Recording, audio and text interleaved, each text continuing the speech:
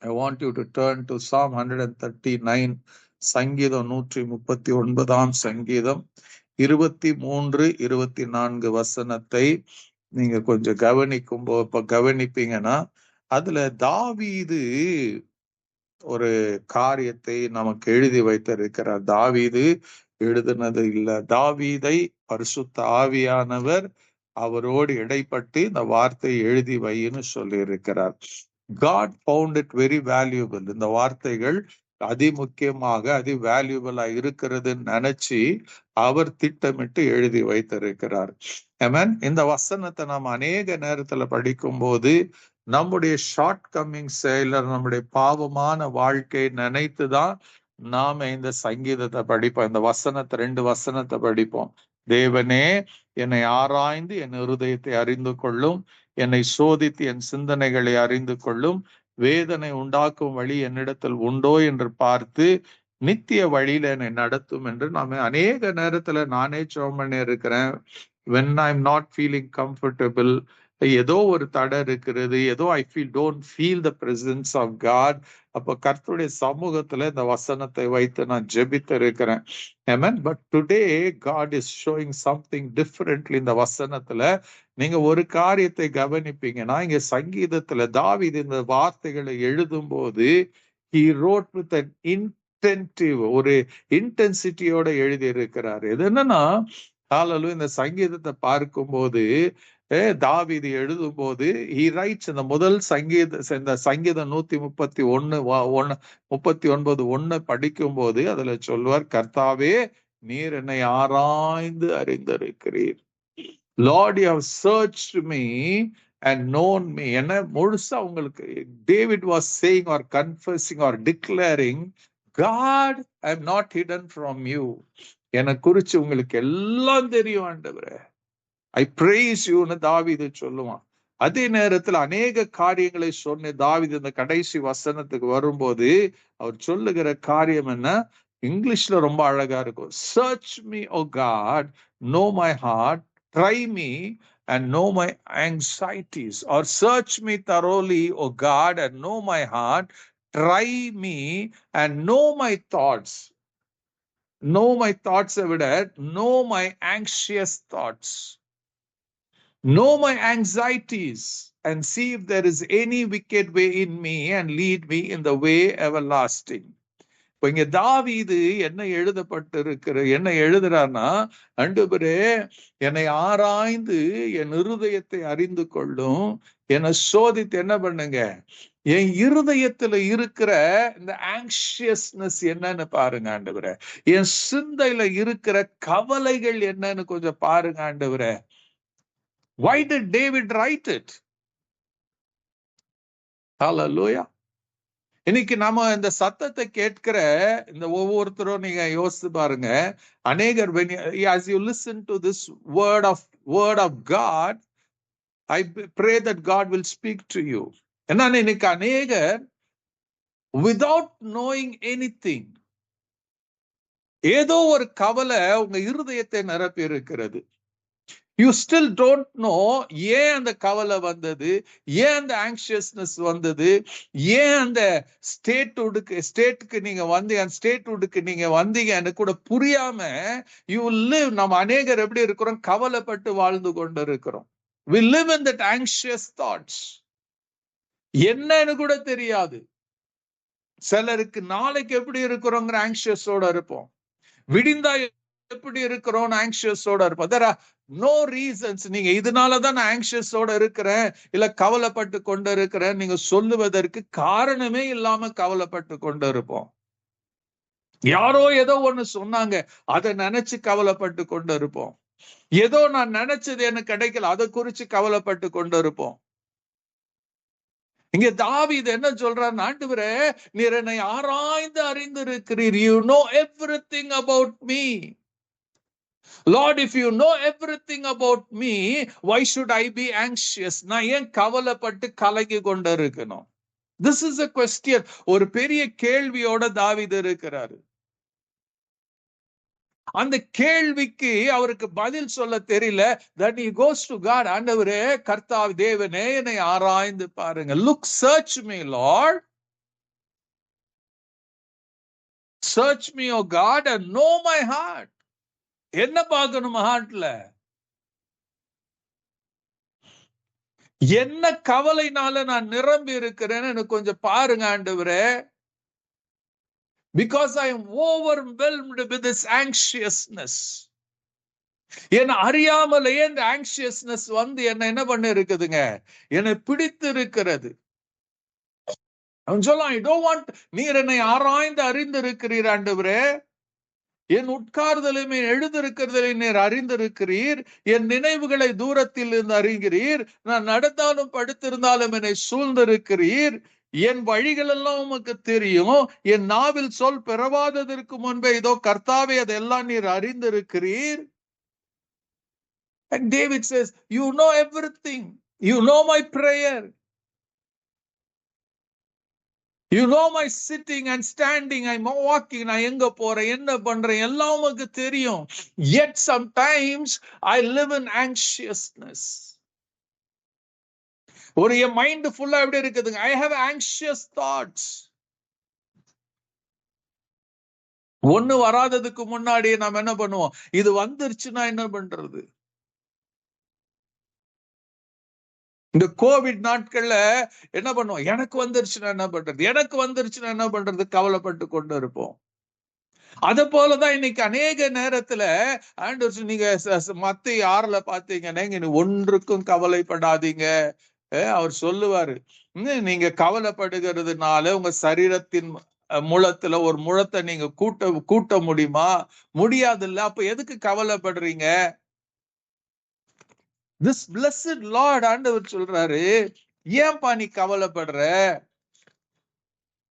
நீ கவலைப்பட வேண்டிய அவசியம் கிடையாது. நாளைய தினத்து குறித்து அது கவலைப்படும். நீ கவலைப்படாத. ஏன்னா I am there with you. நான் உன்னை மறக்கல, நான் உன்னை என்ன பண்ண இருக்கிறேன், நான் ஒதுக்கல, உன்னை உள்ளங்கையில் வரைந்து வைத்து இருக்கிறேன்.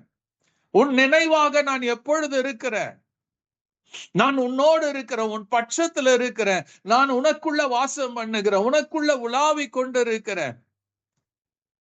Then where is the separation?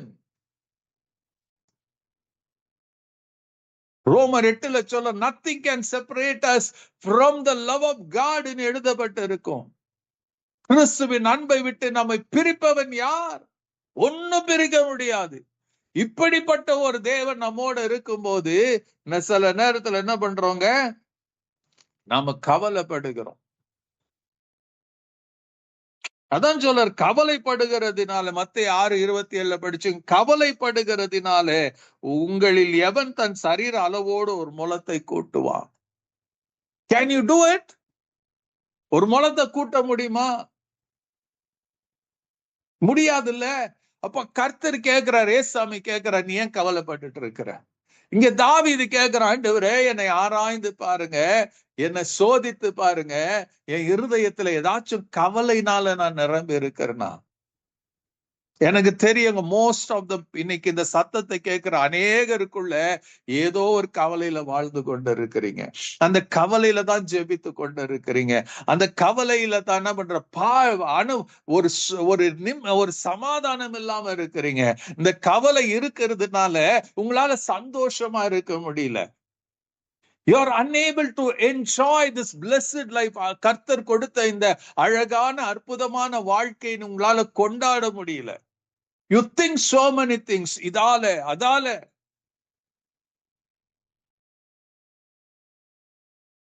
ஏன் அதை நினைக்கிறோம்னா, we don't think God can take care of us.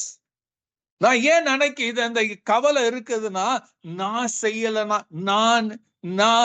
நான்ங்கிற எண்ணம் இருக்கிறதுனால you are unable to overcome those things. உள்ள அந்த ஆண்டவர் சொல்ற, இது இந்த சந்தோஷத்தினால நிரம்பி இருக்கணும். பிலிப்பியர் 4:4 சொல்ல, rejoice, once again I say rejoice. சந்தோஷமா இருங்கள். மறுபடியும் நான் சொல்றேன், சந்தோஷமா இருங்கள். பவுலுக்கு கவலைப்பட வேண்டிய எவ்வளவு காரியம் இருந்ததுங்க. He was in the prison. இந்த பிலிப்பியர் நிருபத்தை எழுதும் போது அவர் சிறைச்சாலையில இருக்கிறாரு. அந்த சிறைச்சாலையில இருந்ததா, from the prison he writes this epistle. அப்போ he knew, understood God. நான் கவலைப்படுறதுனால ஒன்னும் பண்ண முடியாது. In spite of கவலைப்படுறத காட்டிலும் I will worship Jesus. I will praise him. அவன் கவலையை மாற்றிக் கொள்ளுகிறார். அவர் சிறைச்சாலையில இருக்கும் போது அதான் பண்றாரு. அடிப்பட்டு ரத்தம் வழிய இருக்கும் போது அவர் என்ன பண்றாருங்க, அந்த துக்கமான கவலைப்படுகிற நேரத்தை ஜெபத்தினால பாட்டினால் அதை மாற்றிக் கொள்ளுகிறாரு. So he was serious. எதுக்கு நாங்க, என் ஆண்டவர் என்னோட இருக்கிறாருங்க, நான் கவலைப்பட்டு என்ன பண்ண போகிறேன், நான் கவலைப்படுறதுக்கு முன்னாடி அவருக்கு தெரியும் எனக்கு என்ன செய்யணும்னு.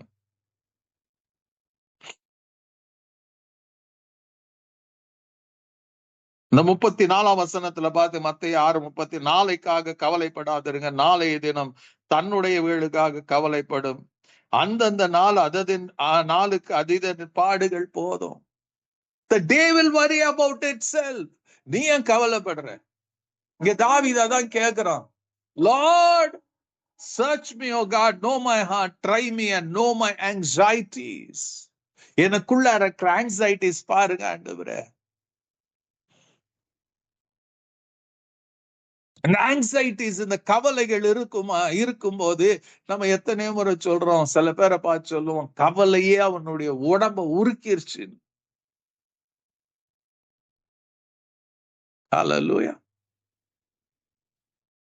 ஆண்டவர் நீ கவலைப்படாத, முதலாவது தேவனுடைய ராஜ்யத்தை அவருடைய நீதியின் தேடி, இவைகள் எல்லாம் உனக்கு கொடுக்கப்படும்.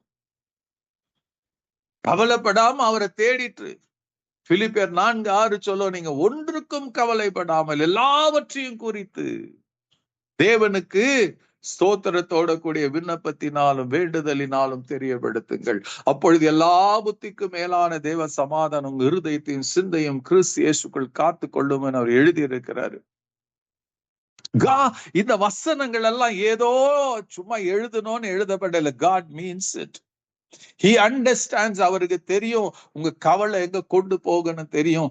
நீங்க கவலைப்பட்டீங்கன்னா உங்க மைண்ட் சரியா வேலை செய்யாதுன்னு அவருக்கு தெரியும். நீங்க கவலைப்பட்டு கொண்டு இருந்தீங்கன்னா நீங்க செய்ய வேண்டியதை சரியா செய்ய முடியாதுன்னு அவருக்கு தெரியும். நீங்க கவலையில மூழ்கி போனீங்கன்னா என்ன பண்ணுங்க, உங்களை நீங்களை பார்த்து கொள்ள முடியாதுன்னு அவருக்கு தெரியும்.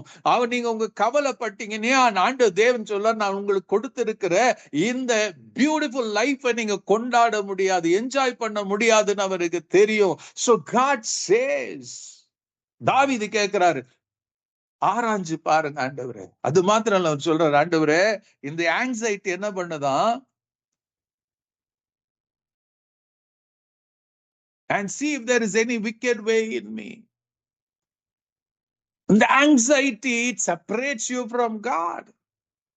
ஏன்னா நீ கவலையை யோசிக்க கவலைப்பட அந்த கவலை, அந்த anxiousness becomes your God. And the anxiety, you begin to worship, you begin to talk, you begin to seek. அதையே திரும்ப சொல்றேன், it becomes ஒரு பெரிய பர்வதம் போல ஆகி விடுகிறது. Then you are unable to see God.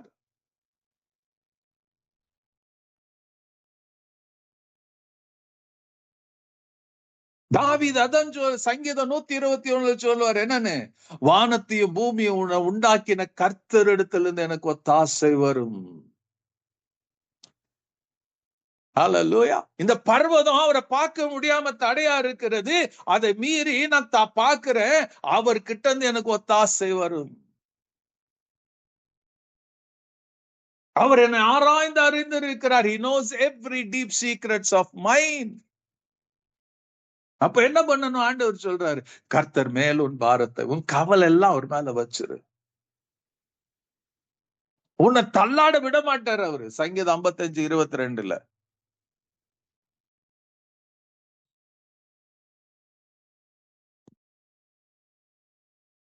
நீ எத்தனை காலம்தான். ஆண்டவருடைய வசனம் அழகா இங்க தாவீது ஆவியானவர் நமக்கு எழுதி வச்சிருக்கிறாரு. நான் பாவம் செஞ்சுட்டேன், நான் அதை பண்ணிட்டேன்னு நாம் அநேக நேரத்துல, ஆண்டவரே என்னை ஆராய்ந்து பாருங்க, என்னை சோதித்து என் சிந்தனைகளை அறிந்து கொள்ளுங்க, வேதனை உண்டாக்கும் வழி உள்ளத்துல நம்ம கவலைப்படுறது அவரை வேதனை உண்டாக்குதுன்னு எவ்வளவு பேருக்கு தெரியும். அதனாலதான் மத்தேயு அவ்வளோ வசனங்களை அவர் எழுதி வச்சிருக்கிறார். கவலைப்படாது, கவலைப்படாது. ஹalleluya. ஆகாயத்து பறவைகளை கவனிச்சு பாரு. இதெல்லாம் ஆண்டவர் சொல்லுவாரு. உன் தலையில இருக்கிற முடியெல்லாம் எண்ணப்பட்டிருக்குதுன்னு சொல்லுவாரு. நீ எதுக்கு கவலைப்படுற?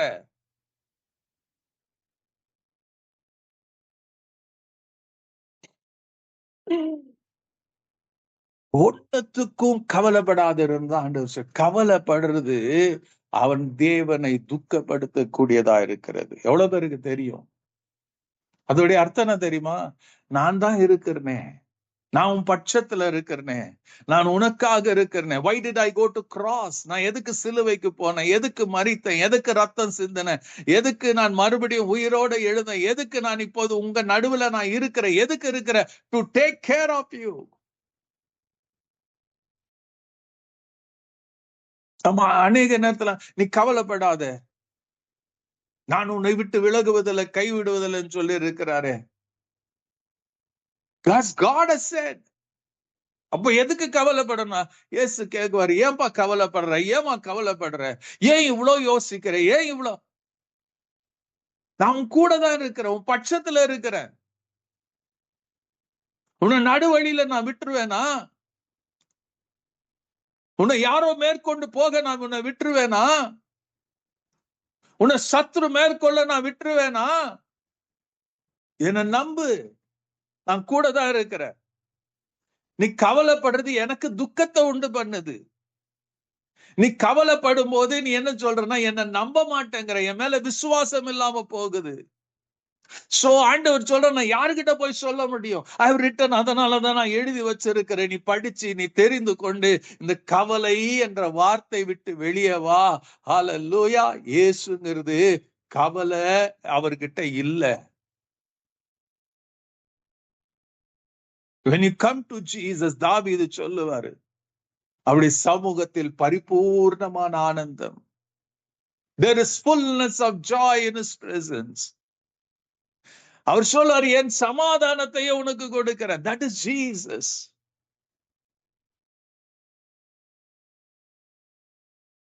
இந்த அன்பு ரட்சகர் ஏதோ விளையாட்டுக்கு இல்லைங்க. Is very serious. இன்னைக்கு ஒரு பிரச்சனை வந்தா அந்த பிரச்சனைய தவளை மேல தூக்கி வச்சு எவ்வளவு கொண்டாடுறோம்னா சென்ஸ். அதுதான் ஊரு புறா சொல்லுவோம், சபையில சொல்லுவோம், அங்க சொல்லுவோம், இங்க சொல்லுவோம், தெரிஞ்சவங்ககிட்ட சொல்லுவோம், தெரியாதவங்ககிட்ட சொல்லுவோம். ஏன்னா we want to find favor. இது நடக்கலையே, அது நடக்கலையே. ஆண்டவர் சொல்ல, கவலைப்படாத, let me know. என்கிட்ட சொல்லிட்டு நீ ரிலாக்ஸ் பண்ணு, நான் எல்லாத்தையும் பாத்துக்குவேன். பிலிப்பியர் 4:6-7 படி சொல்லிடு, நான் பாத்துக்கிறேன். பார்த்துட்டு சமாதானத்தோட இரு. செபிக்கலாமா?